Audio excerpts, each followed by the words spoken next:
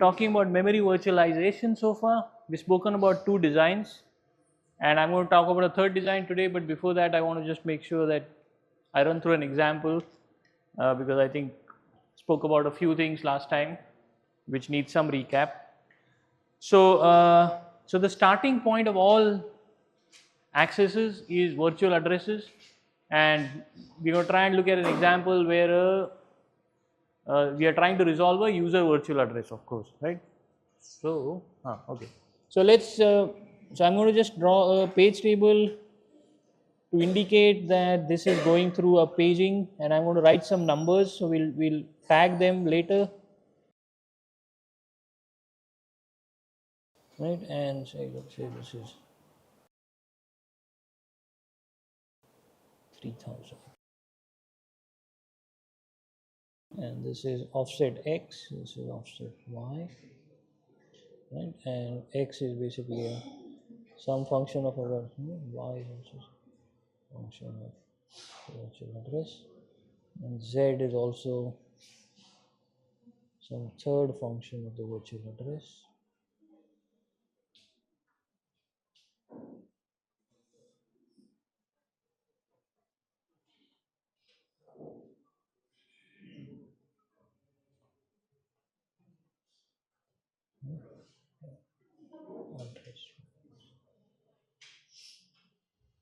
Okay, so this is the translation view that we really want. So there's some virtual address, we want to go through a bunch of sequences in a page table. I've mapped some addresses here, so 1000, 2000 and 3000, right? So, and this is what every guest would like to do as a translation for any virtual address that it sees, okay? So in our case, when now, so this is true for a bare metal OS, right? So this is true for a bare metal OS, and OS would want to do some such possible translation, right? So in a bare metal OS, of course, this is fine, but in a guest, we know that these addresses all are on pseudo physical ranges, right? So now the PPA range is really 1000, 2000, 3000, right? For the purposes of this, for this picture, right? And if we want to now use, so assuming the guest is still using the same addresses, but now we have moved from a bare metal domain to a guest OS domain with running through a VM, right? And we want to set up this page table, or we are loading a new process, or we are invoking fork, and we want to set up this page table for a new process, right? So basically we want to do some such operations on a page table, but within a guest OS, right? And I'm going to just use these addresses for doing it, right? So one of the first operations that the guest OS is going to do, if it has to work with this page table for this process, is what? What is the first thing that a guest OS will try to do for this page table for a process? Access the CR3, or set up the CR3, or set up the page directory entry for that page table. So in this case, it's address 1000, right? And what we hope to do is basically store the value of 1000, right, in either the PGD variable of the PCB, right, so that we are, right, and or optionally load CR3 with the PGD value, which in this case is 1000, right? Yeah. So we want to store context of the page table for the process, and whenever we want to hope to use it. So maybe we are trying to schedule this process. So if you're trying to schedule this process, we have to update CR3 with 1000. So what does that imply? What will happen when this action happens? So logically, what needs to happen when this operation happens? Raise an interrupt, okay.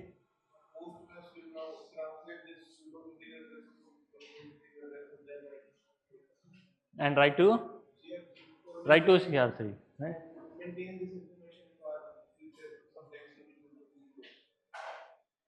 Okay, so that's tricky, right? So there is no context of PCB within a VMM, right? So it can't maintain a shadow. So unless you are doing a shadow PCB, there is no place you can write a machine address to a PCB, right?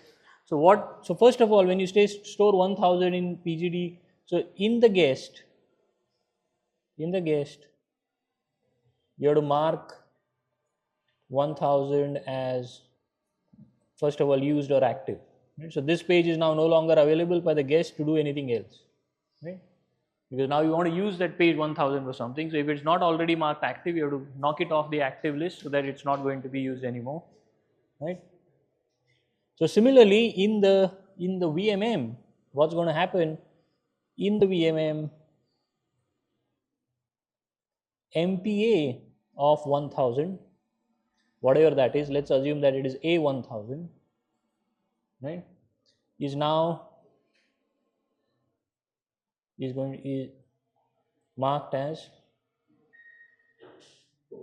not active or used, something like that, right? And then we'll need to update some P2M mapping, right? So we'll come to how this P2M mapping is stored, but this is part of the hypervisor's allocation of machine pages to the guest, right? So if the guest is asking for some pseudo physical memory write or read or reservation, an equivalent reservation may have to happen in the hypervisor, right? And that's maintained somehow. So assume that happens. Now let's say that we really want to update this page table, right? Or we want to read a virtual address which has to walk through this page table. Or suppose we want to walk this page table in the guest, what will happen? Right? Or we want to update this page table with a new value in the guest, how will the guest do it? Right? How will the guest do it? So this is the page table, I want to add a new entry into this. How do I, what is the sequence in which what the guest will do it?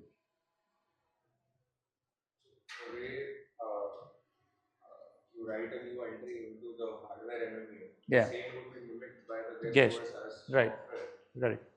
It would make an entry. So what would, using these numbers, what does that mean? Using these annotations, what does this mean?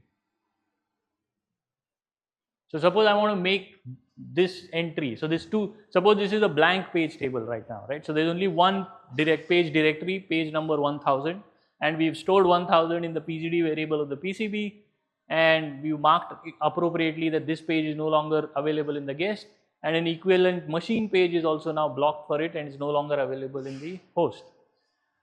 Okay, so now the process comes in, this gets written to CR3, the page table is ready, but there's nothing in the page table because there's only a single base page table entry there, right?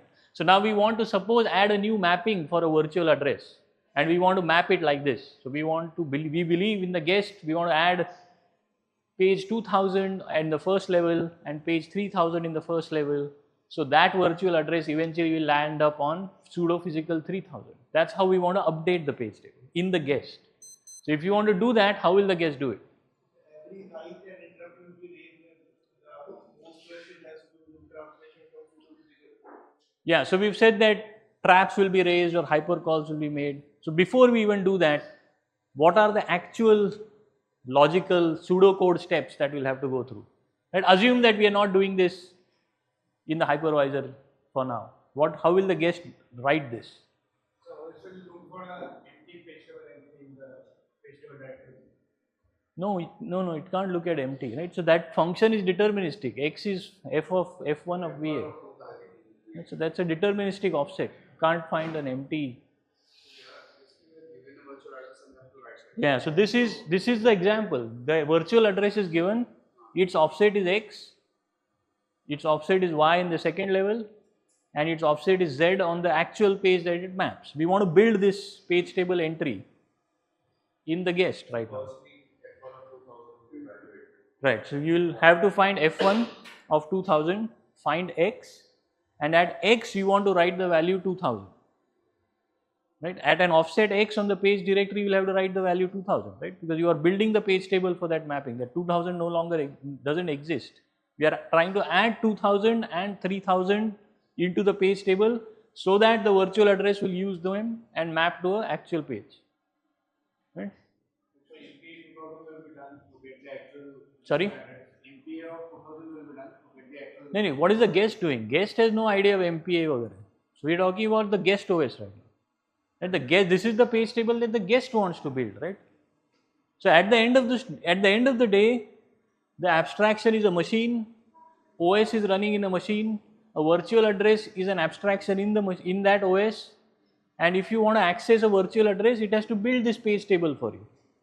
So I'm saying I'm trying to build an example where we are building this page table for some random virtual address, and that virtual address happens to have these offsets X, Y, and Z at these 3 levels of accesses that it has to do, right? So we want to build this page table for a virtual address. So how will the guest build it? Yes, after evaluating it from 2000, because we haven't still created the Entry. page, we will have to call malloc and get a new page. Right. And then you'll get a virtual address. That virtual will have to be converted to the pseudo physical address, which would be written Right. as your first level entry. Okay. So first of all, what we'll have to do is, I think what you said malloc is basically either block or mark active page 2000 in the guest, right? Because now the guest is saying I'm going to use page number 2000 in my page table. So nobody else can use the same page, right? Or I cannot reuse page 2000 for somebody else. So page 2000 is gotten knocked off the free list because now it's going to become active. What is going to happen to do? Now it wants to add this value 2000 in its base directory, right? In the first level page table, this entry 2000 has to be added, right? So how does the guest OS add that entry? We saw that it was empty and then marked it as blocked. So what? Like we went through the base page table and saw that this we have to place this at this place, right? No. Base page table is just an index. There is no information about which pages are available, not available. We use those flags whether these are available. We have used them. Not in the page, not in the base direct, not on PGD. So this pointer is the PGD pointer, right? This is the PGD pointer. That's in the PGD pointer we are adding 2000. So we have to go for a for coffee or a hunt or look at our free page list and say which pages can I use for my own page table. And we are saying magically we pick page 2000 because it was available and free. So now we are adding it into the page table, right? So how do we add it into the page table? Find out first X, that is the offset. Correct. And that offset from the base, that is 1000, we want to add that into 2000 and flag associated with that. Correct. So in the PGD page at offset X, you want to add the value 2000, right? But there's some very small subtlety about how you do that. We need to put kernel virtual address for the 1000. Right. So we can't write into a PGD directly, right? What we'll have to do is something like this. So the 2000 means example is the virtual address. No, he's a PPA. He's a PPA, right? Because that's a page table. All addresses in a page table are physical addresses. Can't be virtual addresses, right? The physical addresses in the page table are helping you resolve a virtual address to a physical address, right? If the addresses in the page table are itself virtual, then which pages will you actually read, right? So all entries in a page table are physical addresses. So in a bare metal they are physical addresses, in guest OS they are pseudo physical addresses, right? So I should say that this is all PPA. This is all PPA, right? So so I'm trying to follow red as guest and blue as VMM. So I'm going to just write this in red. Mark 2000 as active. And then do the following. Get a kernel virtual address for PPA 1000 because that's the PGD, and at offset X, what do you do at offset X? Write the value 2000, right? That's going to happen. So you can't update your own page table using a physical. So there are two things happening. The page table is being maintained on the physical range, but all updates to physical pages need a virtual address. So even an update through the kernel on its own page table page needs a kernel virtual address. So that's why we do a kernel virtual address on address 1000, and at offset X we write the value 2000, which is what we want to write, right? Now what's going to happen?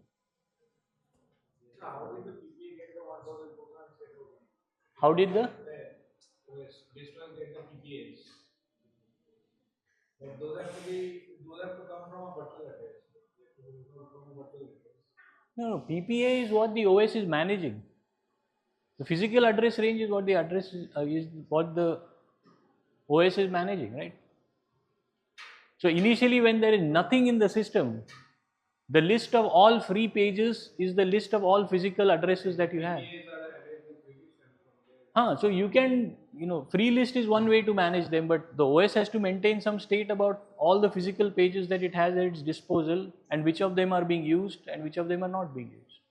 So PPA 2000 is one such address in a free list that is available, so you're going to use it in your page list and make it unavailable.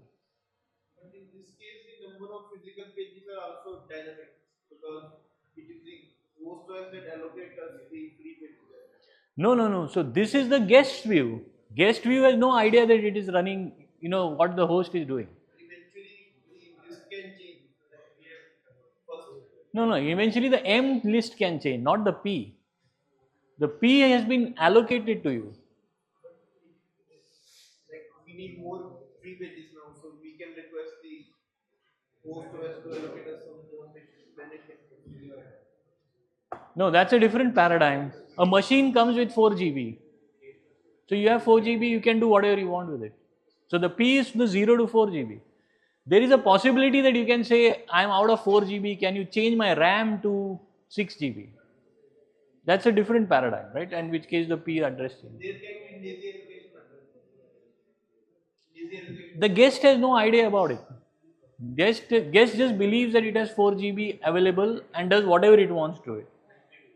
Similar to the process, right? The process does a large 1 GB malloc and the OS says all those 1 GB addresses are valid. Whether they are actually allocated or not is not the headache of the process. It will say, oh, okay, 1 GB allocation, all virtual addresses valid, I'll start allocating and accessing any of them. The OS has to make sure that that abstraction goes through. So similarly, the hypervisor says you have 4 GB. So the PPA range is now from 0 to 4 GB. The OS is free to do whatever it wants in it, including actions of this variety. Now, how do you map the 0 to 4 GB to actual machine addresses? That's what the hypervisor has to manage. 1000 is also pseudo physical address, right? 1000 is not also, 1000 is a pseudo physical address. Why we are converting that 1000 into kernel virtual address? Because kernel can anyway use the virtual address of the user, can access the virtual address of the user. But that 1000 is not user virtual address. 1000 is a address that is of the page table.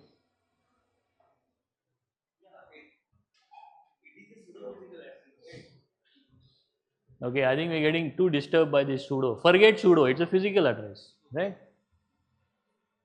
Still, why we want to convert it into KVA?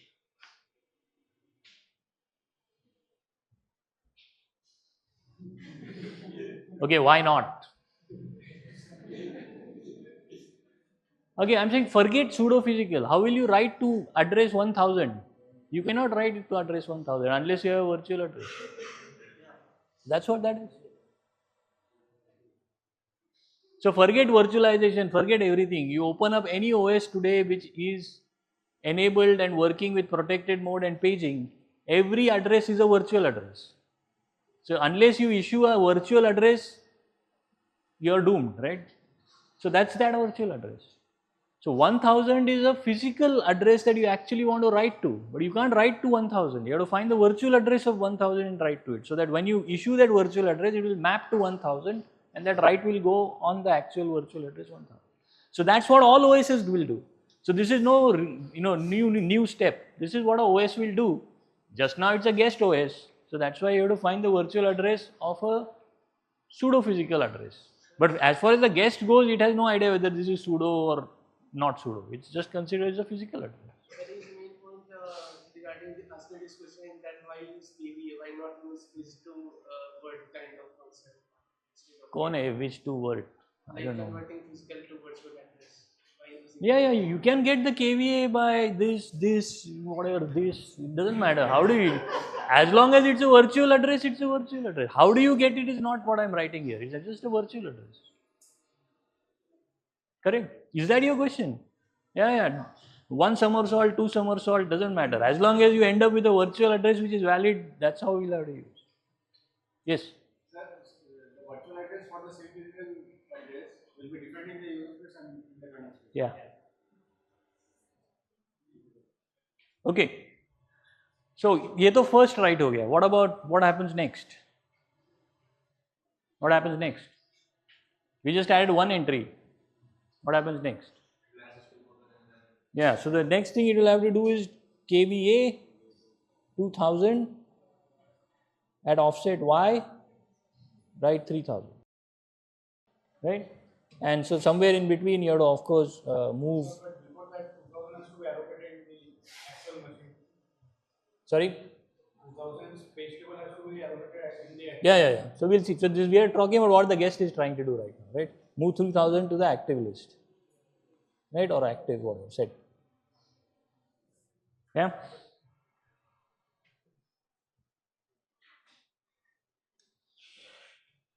So the reason I'm trying to write this is in a virtualized or a VM based business, these are still virtual addresses, right? So these are still virtual addresses. So this action will not still happen unless you hit a machine address, right? So this write should really be happening on A1000 and this write should actually be happening on A2000, right? Because these are MPAs which are controlled by the hypervisor.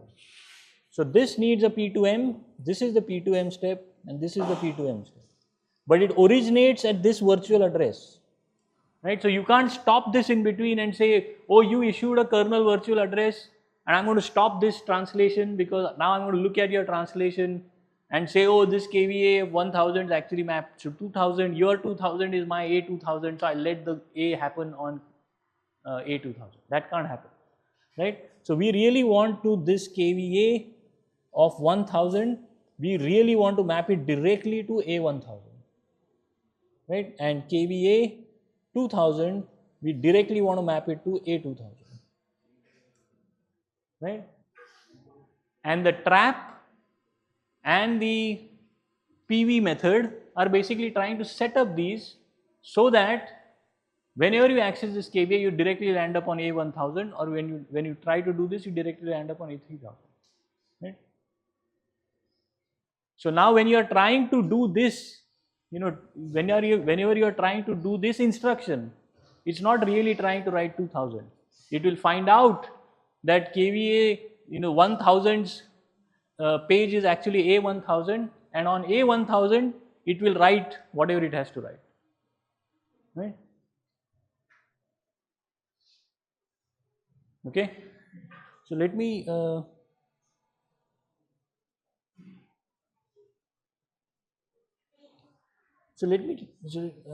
I made a set of distinctions between a PV and a full virtualized. So the point being that the PV is basically saying, look, I'm trying to access my page table, here's a hypercall, here's my VA, here's my PA, here's my PGD, do your stuff and make sure that whenever I run again, point me to a page table where there is a direct V to M mapping, right? So this is a V, there's a direct V and direct M mapping. Whereas in a full virtualization, this is basically relying on traps, because when you try to load CR3, right, or write to CR3, so this call, when you try to store 1000 in the CR3 register, that is going to create a trap in full virtualization, and then that trap is going to say, okay, someone is trying to write to CR3, then what machine, what page should I map for this PGD 1000? If it's A1000, I'll write A1000 in it. I'll mark that page write protected, so that if anyone wants to write back into that page, I will then get a handle on it and update it based on the translation, right? So both the approaches, the PV and the full virtualization, is basically relying on interventions of hypercall to update a page table directly with a V2P mapping, so that any virtual address that's issued gets this handled correctly. Right, so I want to just list a few, PV versus PV versus full virtualization points, and maybe I'll take questions after that. PV versus full virtualization for memory. These pages are write protected, then every write a trap will be raised. Every write, yeah. But that trap is somewhat useless because in memory we have already mapped this virtual address goes to this machine particular address. Then what Postgres will do on that trap? No, no, okay. So, okay, I'll write that point and I'll make. So the first, so this is explicit versus implicit VMM invocation.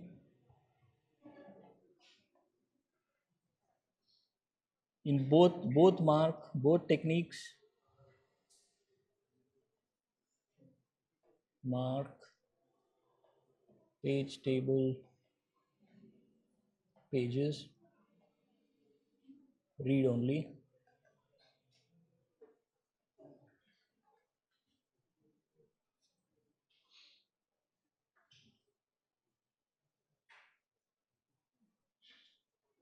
With full virtualization,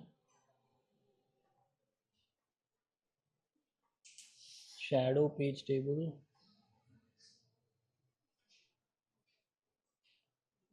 has to mimic a full page table along with PT flags, for example. So update to PT flags, for example, access, dirty, read, write, shared, have to be synchronous, have to be synchronized.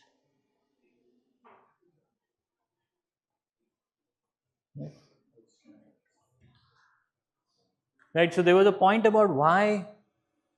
So for example, that last entry KVA 1000 to 1 maps to A1000, right? So when you issue this command in the guest, if that page that the KVA maps to is not write protected, you can write any value in your own page table, right? So KVA 1000 is a virtual address of a PGD in the guest.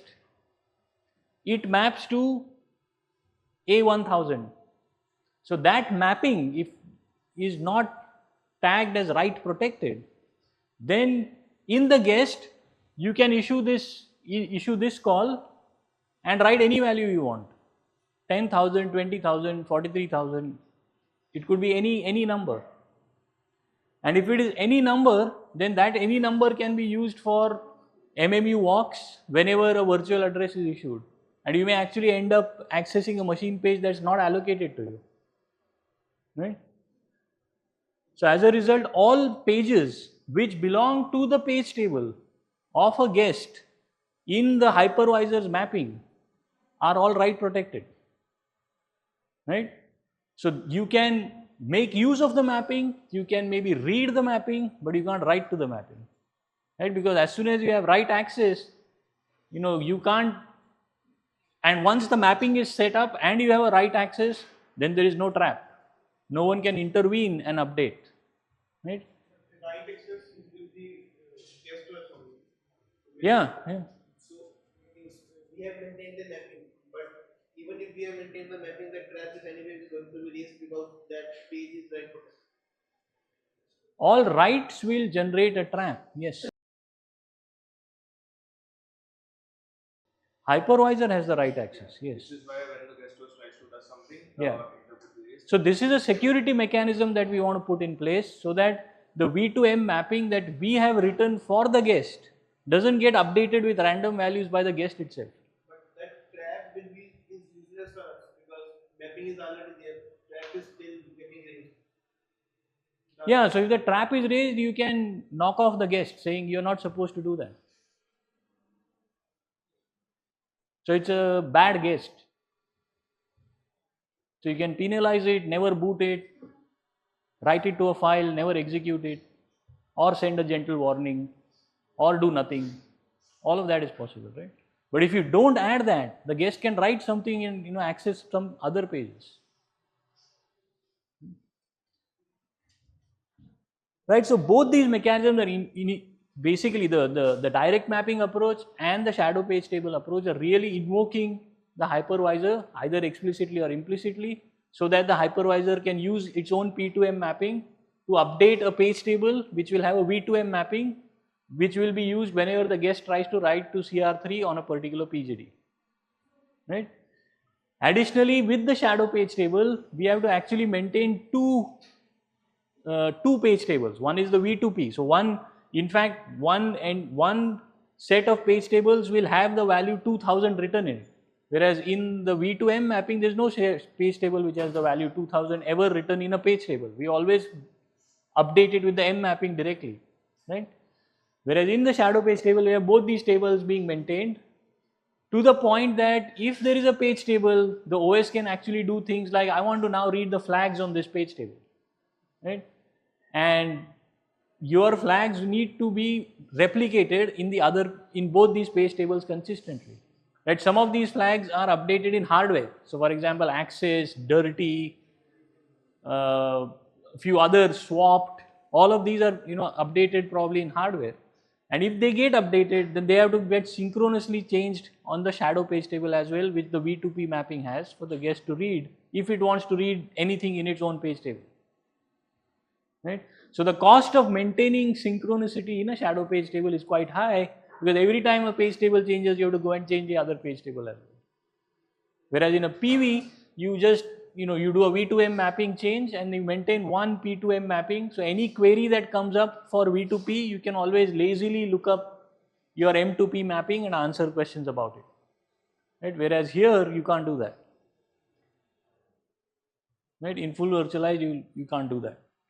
So, like even here, when the interrupt is raised and you get into the tab handler, so your memory write was KVA 1000 of its put the value as 2000. Correct. Now you won't be putting the value 2000, right? You will be putting the value A2000. Like, yes. So in the V2M table. Yeah. Yes. So for that, the hypervisor will have to do the conversion from 2000 to A2000 and write A2000. Yeah. For that, it has to know what the P2M mapping is. Yeah. How will it know that? It will maintain a notebook somewhere. I mean, it will have its own data structure, some indexing that it's saying, given the set of P's, what are the M's that map to it, right? And it could be any data structure. It could be like a key value store, some hash, essentially some kind of a mapping again, but that mapping doesn't have to be, maintained like a page table with all of its flags and, redirections about who is pointing to whom and things like that. Even in this technique, the hypervisor is maintaining both a V2M as well as a P2M. Yeah. So P2M, the hypervisor has to always maintain, right? In some form of the other, because there are many P ranges floating around across VMs. And what is the current machine pages, the set of current machine pages allocated to a guest? That information the hypervisor has to maintain. Yes. So what exactly will get written to A2000? A3000. Okay. So the MPA is it, not the PPA. Yeah, you can't translate on PPA, right? So eventually, okay, so let me draw this. So in the hypervisor, or after the hypervisor update, this page table is going to look like this. So this is a machine address A1000, which will point to A2000, which will point to, whatever, A3000, and this is A3000.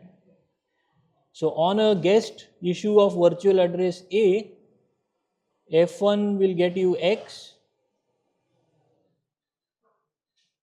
F2 will get you Y, and F3 will get you this offset Z, which is the actual address that you want to access.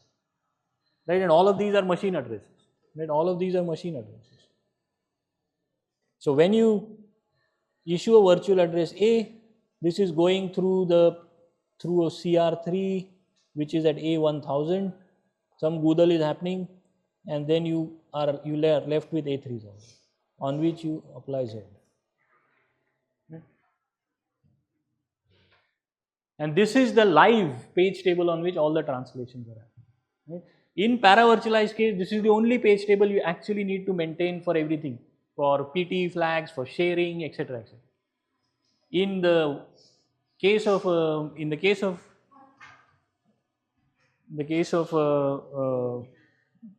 virtualization, a second version of this will have to be maintained, in which the value 2000 will be stored, right? Because that's what the guest may want to read.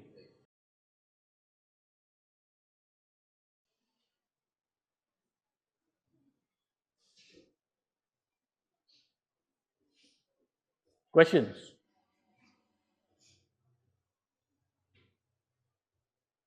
Okay.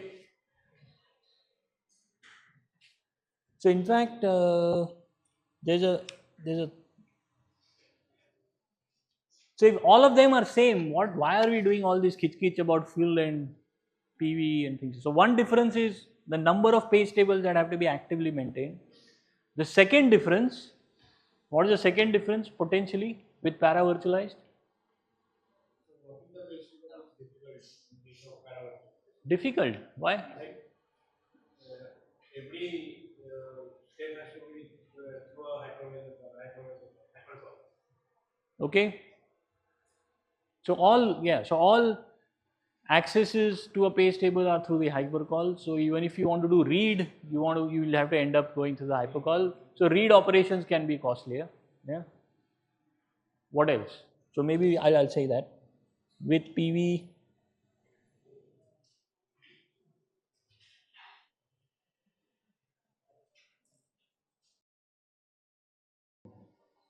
Reads of page table costly.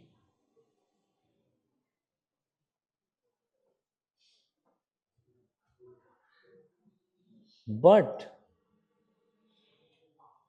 writes can be batched.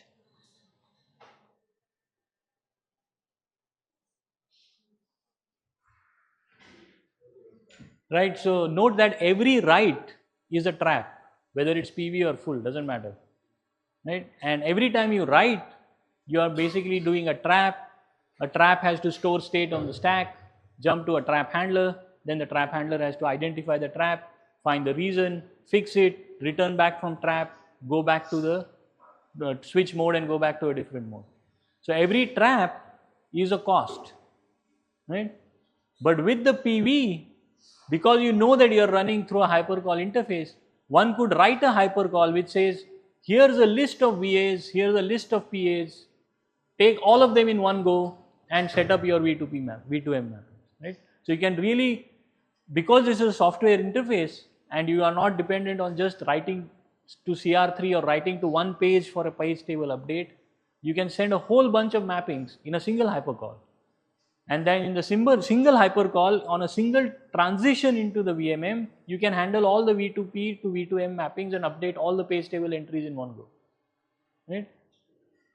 So in the case of virtualization of memory, batching or simultaneous updates of memory state in a page table can be much faster with para virtualization, right? And basically that's just because we've changed the interface of interaction between the hypervisor and the guest OS, right? And that's a key idea that we've been using across. So even for CPU, we are just saying because the interface is different, we are just going to avoid making all these critical updates straight altogether, right? So here also because we are saying the hypervisor handling all the page tables, let's just send all the updates in one go and let the page table updates be handled by the VMM separately. And the same theme continues for IO virtualization as well, and we'll come to that idea when we talk about IO virtualization. This change in interface is really helping the performance of a virtualization solution. Okay. What if like the writes are batched? The writes are batched. Okay. In the meantime, like some writes are to be written. In the meantime, the OS asks read access for those some of the address in the batch right now. So in that case, how is it work? No, so if you have not returned from the hypercall yet, then then the guest OS thread may just block because the hypercall is now in the VMN. So the batching is done by the guest also. Yes. So the hypercall wasn't made yet for the write. So you made a hypercall to write 10 V2P mappings. So now the hypercall, if it is in action, you are in the hypervisor. No, the write has, means the hypercall hasn't been made. Oh, the hypercall has not been made. It's still in the guest OS right now. Yeah. When it asks for like, read me this, Yeah, you will get there is no mapping. this is generate a trap. Yeah. But you will basically say that you will basically end up with no mapping, right? There is no mapping written, so you will get no mapping. So inside the trap, this write will be using it. No, I don't understand what you're saying. So there are two different hypercalls. No hypercalls here. Okay. In the guest OS, some writes have been batched. Okay. Those haven't been Issued. Hypercall hasn't been issued yet. Okay. By the guest OS. So there is no V2P mapping for some virtual addresses that you want to make yet. Make yet. Okay. But our guest OS is now trying to read. Okay.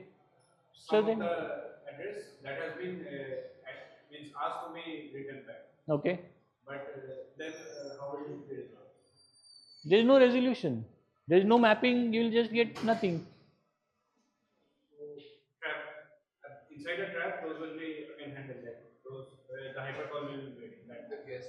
No, I think you're not. I think you have to be a little more specific. Which hypercall are you talking about? There are two hypercalls. Right hypercall. So there's a write hypercall, which is a separate hypercall, That is separate. and then there's a separate read hypercall. So So if you do read before write is issued, you will find nothing in your page table for those virtual addresses. then that won't be resolved. The write won't be called from inside. No, the read cannot figure out. No. How can you figure out? Read is doing read. Read can't do write. I mean, those are two different operations. No? Read can't imagine and predict that there's a write happening somewhere else. Read will just attempt to read. If there's nothing, you get an error or you get whatever you can read. Yeah. So this full virtualization is when the OS attempts to read the page table. So when it tries to read the values like KVA 1000 of X, it will end up reading 82,000, right? Whereas it expects 2,000. KVA in the full virtualization case. Okay. I was hoping to give that as a homework question. Okay, let's do that. Full virtualization, shadow page table. Shadow table.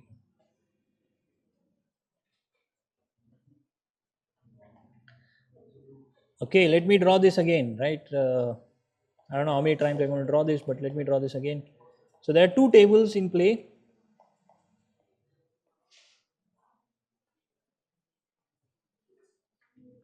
What was that? 1000, 2000, 3000, right? So this is page 3000 and this is 1000.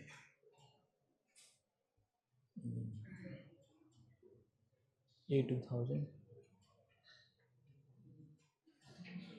So this is the shadow table and this is the guest table. Right? Yeah. So in full virtualization, this is going to happen. We're going to maintain an actual shadow table where we want to do the translations, right? So that we end up on A3000 as we wanted. But the guest may want to read its own page table and wants to read 2000 and 3000. Correct? So how is this going to get solved?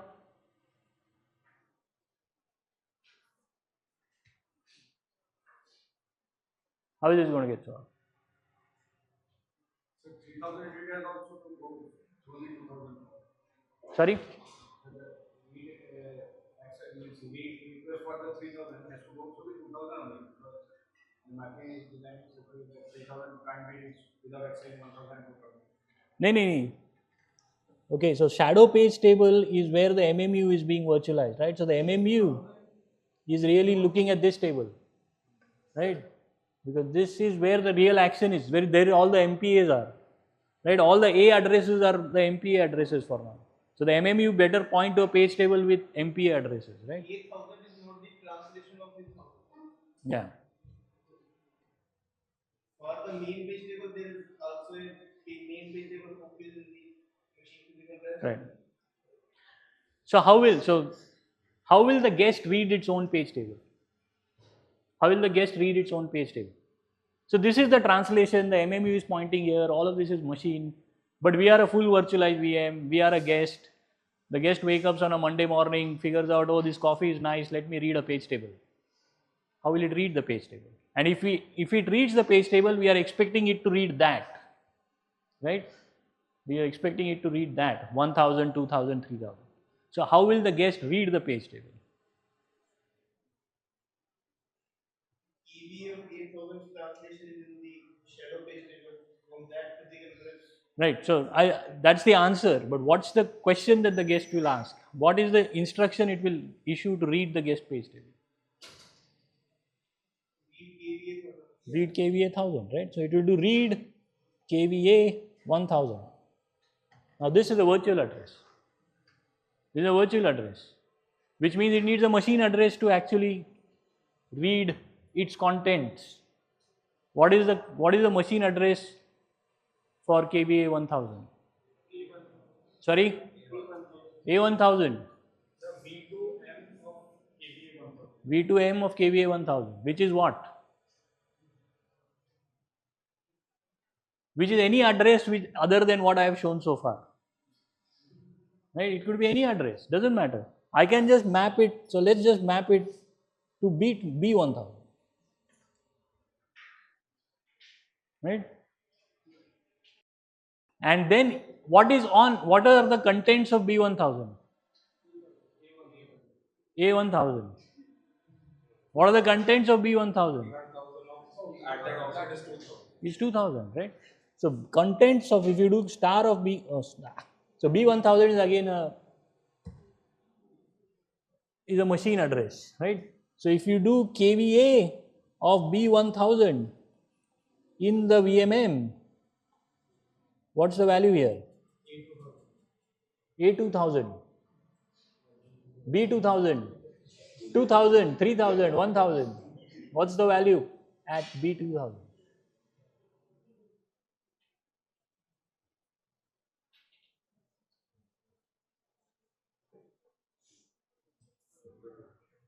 Right? And KVA of 2000 will resolve to B2000. And if you look at KVA, if you do a if you read KVA 2000, it will have the value 3000. Right? At that appropriate offset of X and Y.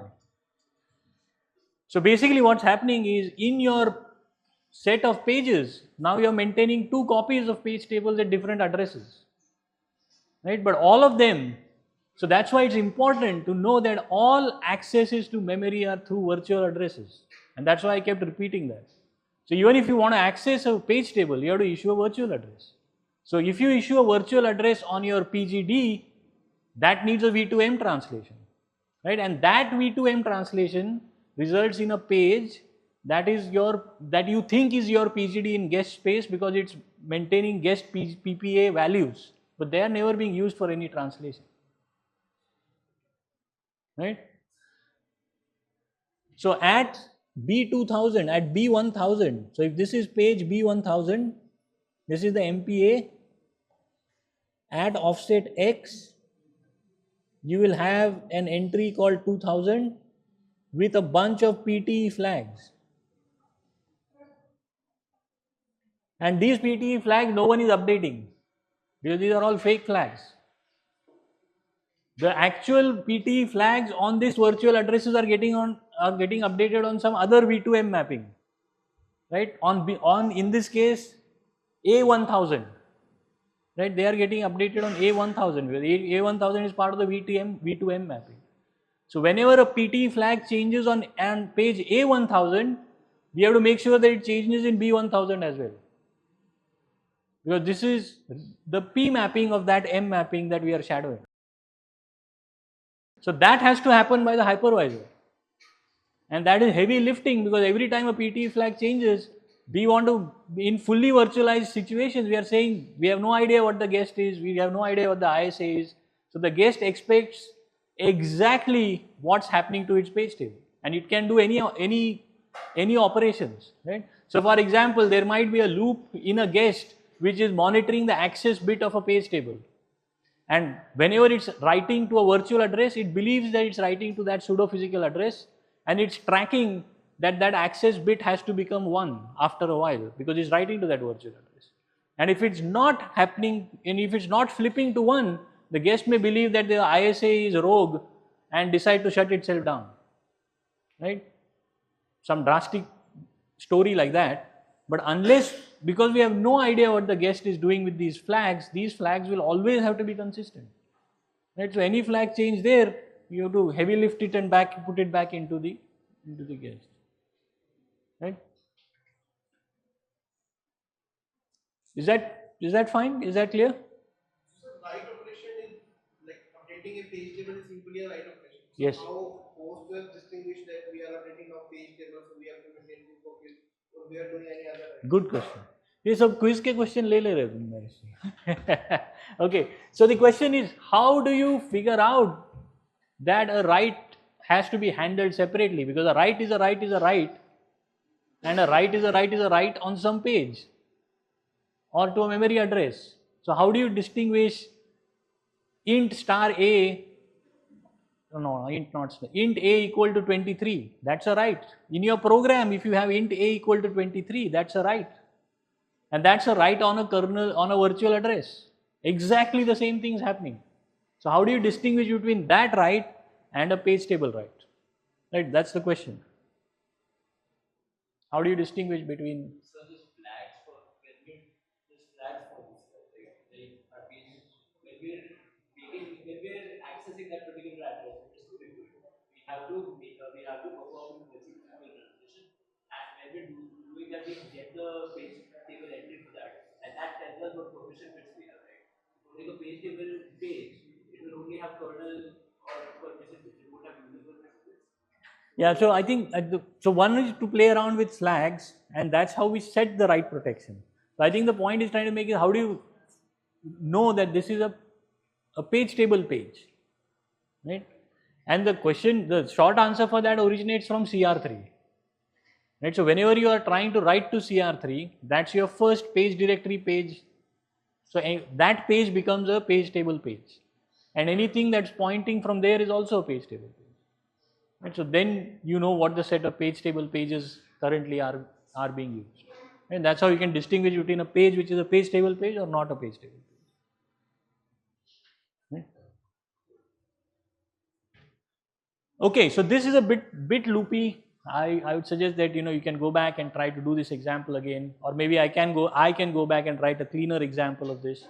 But basically that's the idea, right? Virtual addresses are key, and how you read your page table versus how you access a virtual address in user space will move to different pages, and these pages will have machine addresses and PPA addresses, and the PPA addresses are never used for translation, they're just used for reading.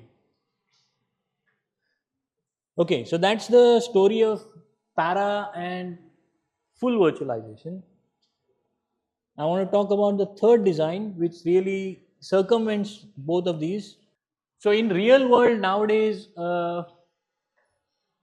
virtualization with Zen, of course, already still exists, but the distance between para virtualization and full virtualization, and what I'm going to call about design 3 is called the hardware assisted memory virtualization. It has decreased quite a bit, and full virtualization is used for specific use cases at this point, and we'll talk about one of those use cases later.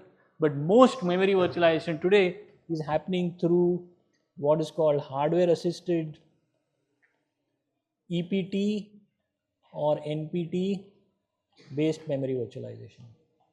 And this is what's called, I think one of the two guys, one of them calls it extended page tables. I think the other fellow calls it nested page tables.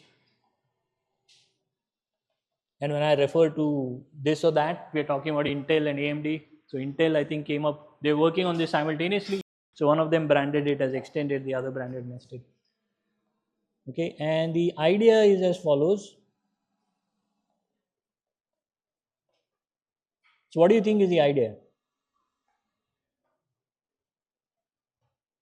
So we have seen even in the CPU that we looked at two software defined approaches where we did either binary translation or PV and assumed that the ISA is the same. But then we looked at hardware assisted CPU virtualization where the ISA had changed and done some modifications to help CPU virtualization. Right, so the same story holds here. The first two approaches are software defined, no change in the ISA. The solution lies in purely in a software context. Whereas here, there is a change in the ISA to aid this process.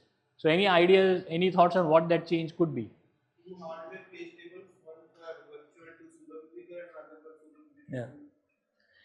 So as the name suggests, the MMU is now enhanced to not just do one walk, but do a nested walk on two tables.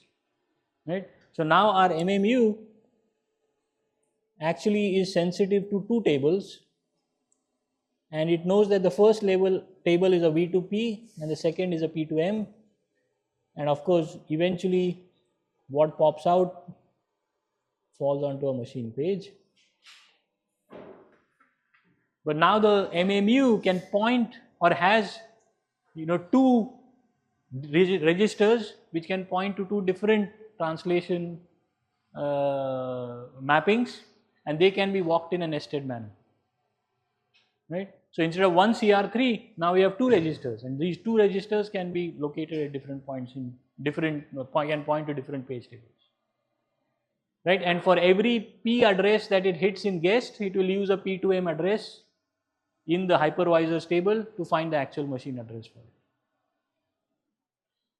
Okay? So let me draw a picture for this as well.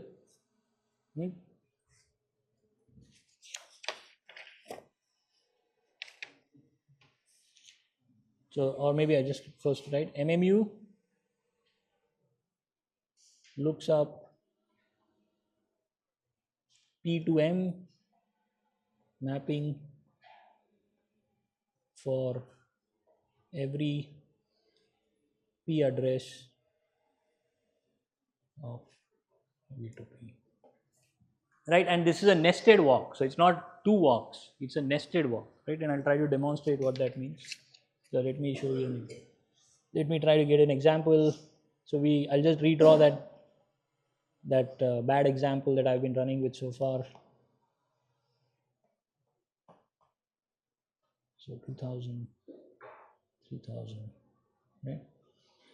And we wanted to do KVA of 1000 at X, right?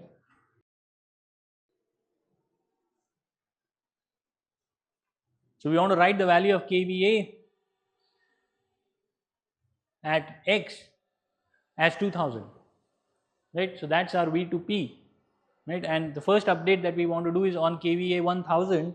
So this is a PPA address, right? So this is a PPA address, and that cannot be directly directly converted or written to. So this PPA, so we're going to need a P2M mapping for this address, right?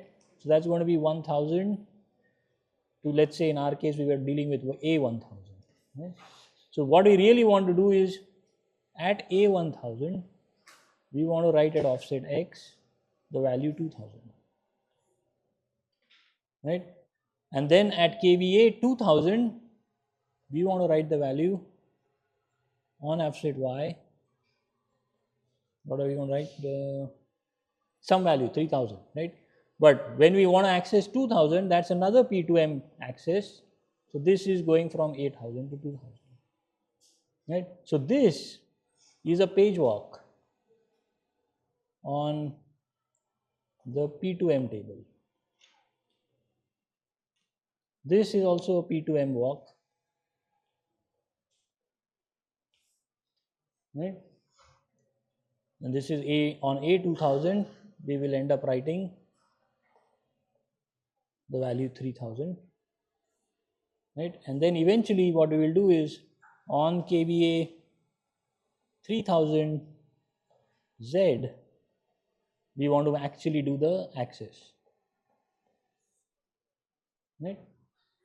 Which means we need another, so this is again a P address, PPA address, this has to go from A to some other table, so this is another P2M.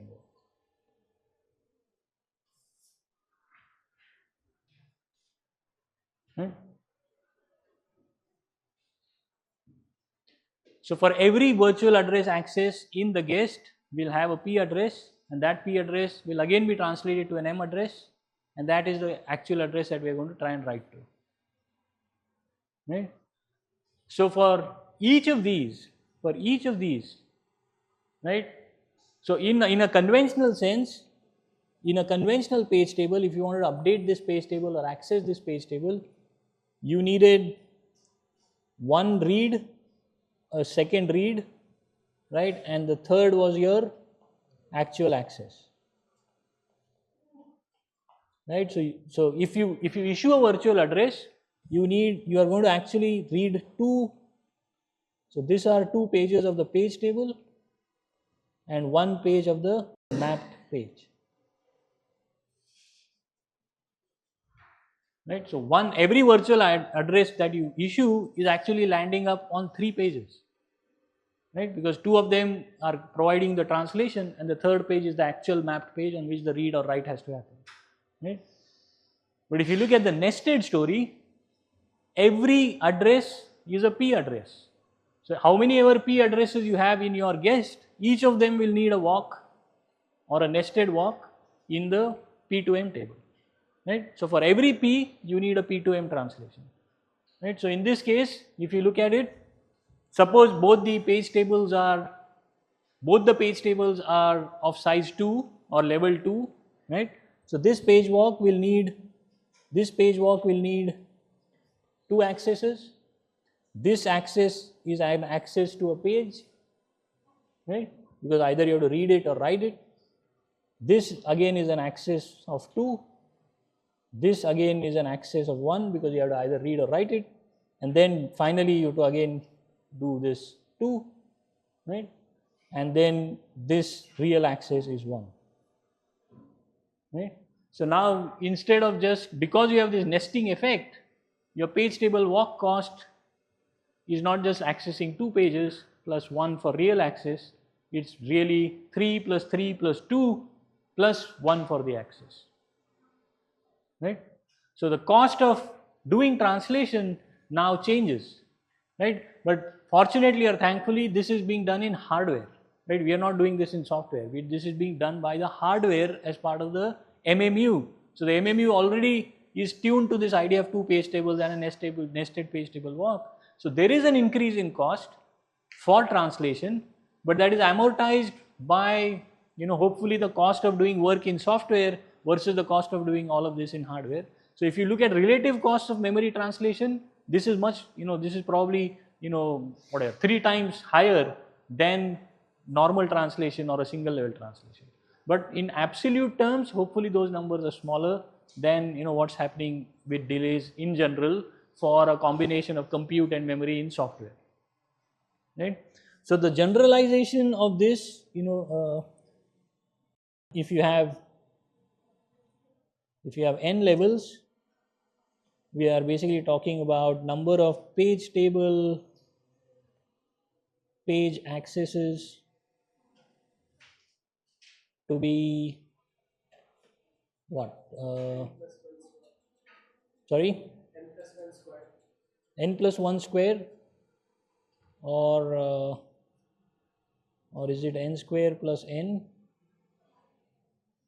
Right? Page table page accesses and plus 1 mapped page, right? And 1 mapped page. So this mapped page is usually outside the page table, right? So that's not a page table page, that's a mapped page, right? So you're right. So it could be n plus 1 or n square plus n plus 1, because the last level is just n accesses. So now you can independently change all these mappings, right? So I think there was a question earlier about how does the page table maintain its P2M mappings, right? So in this version, this is actually a full-blown page table, right? So this is a P2M page table which the MMU can walk. In the other situations, especially in the para virtualized, it doesn't have to be a page table. It could be anything because no one's really walking the P2M mapping. But here it has to be a real page table because an MMU is actually walking a P2M table. Right? So you can't have like a arbitrary hash table or a linked list or a array or something like that. Can't do that. But in the PV solution, that's just software state. So you can maintain it any which way you want. Okay. So we're out of time for today. We'll stop here. But maybe I'll come back and I had a couple of more points about this. But the essential thing being that this box is the real change in the hardware assisted situation. What if there is more than one guest? Okay, good question. What happens if there is more than one guest? More number of?